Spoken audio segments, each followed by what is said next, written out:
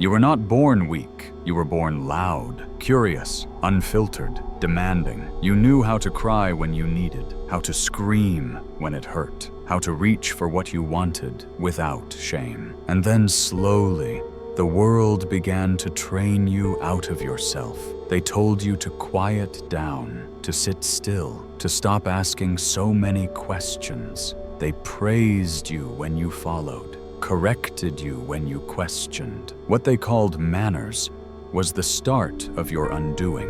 What they called discipline was the first lesson in shrinking.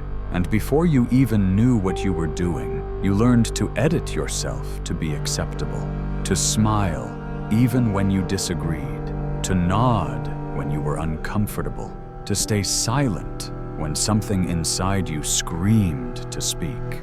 They said it was maturity, but really it was the beginning of forgetting who you were. Because society doesn't want your full self.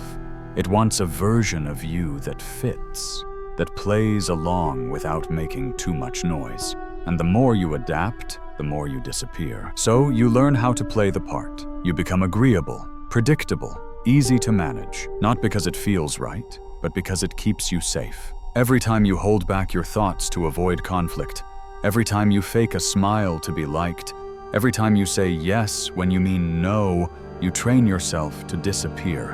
And society claps, because the world doesn't want you whole. It wants you useful, polished enough to be accepted, quiet enough to be controlled, empty enough to be filled with whatever it needs from you. You become a role, not a person. The good student, the obedient child, the pleasant coworker. You're rewarded not for your depth, but for your ability to suppress it. And the more you're rewarded, the more dangerous it becomes to question it. You start to fear your own voice, not because it's wrong, but because it threatens the balance you've built your survival on. And so you shrink, and you smile, and you hope no one sees how hollow it's starting to feel. But somewhere inside, something starts to shift. You can't name it, you can't explain it, but it's there, a discomfort you can't shake.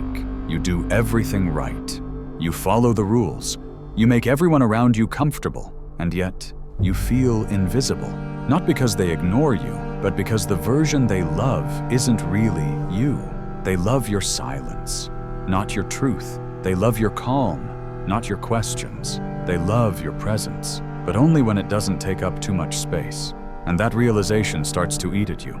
You begin to wonder what parts of yourself you had to bury just to be loved. What dreams you let rot in the name of being realistic. What opinions you swallowed. What boundaries you erased. What pain you smiled through, just to keep belonging.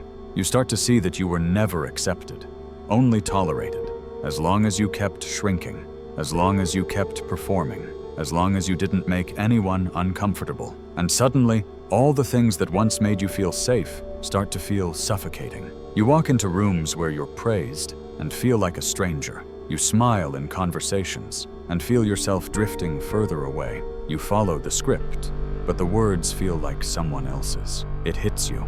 You've spent years becoming someone the world would accept, and in the process, you've lost the one person who needed your acceptance most, you. Not the version of you that blends in, the version that questions, that resists, that wants more than just being liked. But society doesn't reward resistance. It shames it, labels it as arrogance, selfishness, disrespect. So you hesitate. Even when the truth rises in your throat, you swallow it, because being accepted feels safer than being misunderstood. But the cost is becoming a ghost in your own life. Not seen, not heard, only managed. And deep down, you know, this isn't strength, it's survival. And survival has nothing to do with being whole. There comes a moment when the pretending starts to crack. Not all at once, just a hairline fracture, a conversation that leaves you hollow, a compliment that feels like a cage, a "you've changed" that sounds more like an accusation than observation. You begin to feel the tension between who you are and who you've been pretending to be. The mask gets heavier, the script harder to follow, the praise more painful to hear, because deep down, you're no longer proud of how well you fit in. You're disturbed by it, because fitting in meant cutting off parts of yourself, shaving down your edges, editing your truth until it was socially acceptable. And now, the very habits that once kept you safe feel like shackles. You begin to ask, what did I lose just to be accepted? What did I trade away for peace that never really belonged to me? And the scariest question of all, who would I be if I stopped performing? Because you've been good at becoming what they wanted, but you're starting to realize they never really wanted all of you, just the parts that made them comfortable. So you start pulling away not from people, but from the version of yourself you showed them. You talk less, not out of shyness, but because small talk feels like betrayal now. You stop agreeing just to keep the mood light. You stop explaining yourself to those who never really listened. It doesn't make you rebellious. It makes you real. And for the first time, you feel both terrified and alive. Because this version of you, the one that doesn't shrink, doesn't bend, doesn't beg, is unfamiliar, raw, unfiltered, unapologetic, but it's yours. And as you reclaim it, people start to react. Some pull back. Some accuse you of being distant, difficult, different. They don't understand that this is not distance. It's return, not rebellion, but restoration. You're not losing your mind. You're finally hearing it. You're not breaking down, you're breaking through. And the discomfort you feel? It's just the sound of your real self waking up. But healing isn't clean. You won't wake up one day fully whole, fully sure, fully free. You'll stutter when you speak your truth. You'll second-guess your no. You'll feel guilt, not because you're doing something wrong, but because you've been trained to feel guilty for existing outside the lines. You'll crave validation from the very people you're trying to outgrow. You'll reach for old patterns just to feel safe. And that's okay, because undoing years of conditioning doesn't happen in silence. It happens in chaos, in tension, in discomfort. Every time you choose yourself, you'll feel resistance, not just from others, but from within, because the version of you that society created still wants to survive, even if it means keeping you small, even if it means convincing you that comfort is more important than truth. But don't mistake resistance for a sign to stop.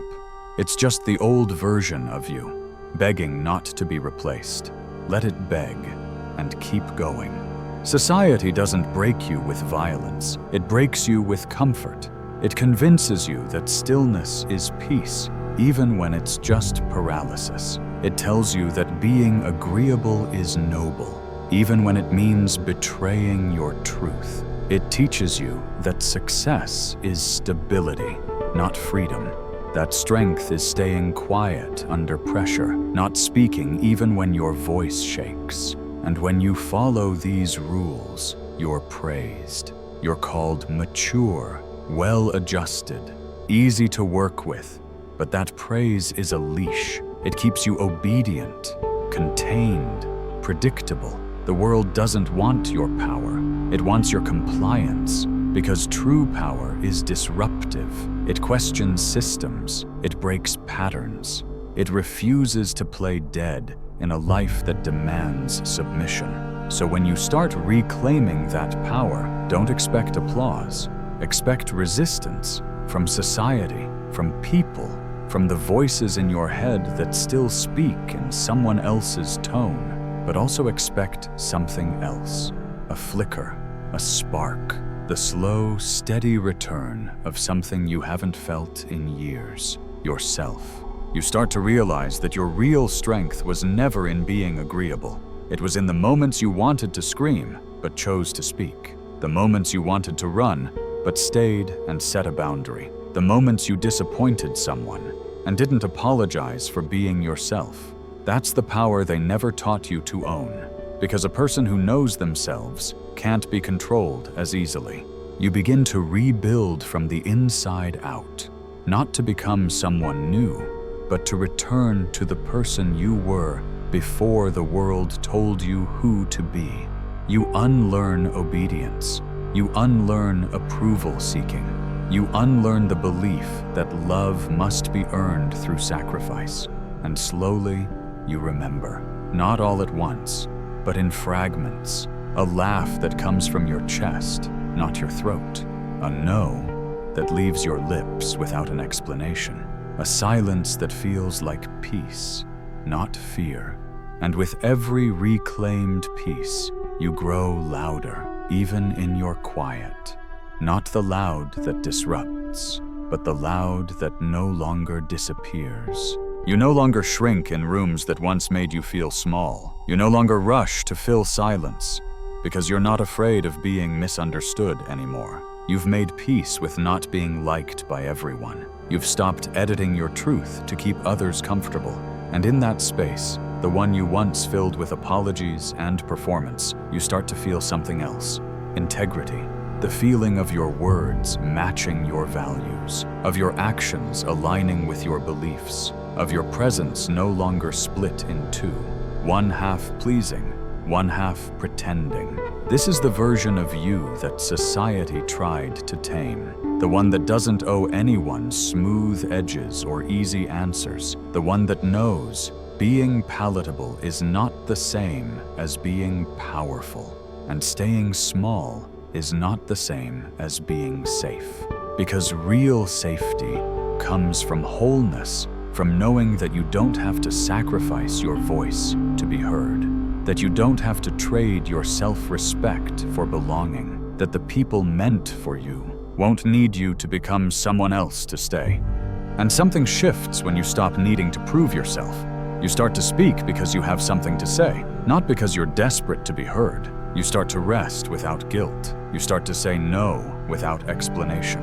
And the world may not applaud, but that silence feels cleaner than the praise ever did. You stop chasing closeness with those who only knew the edited version of you. Because now, you're building a life around honesty, not approval, around alignment, not adaptation.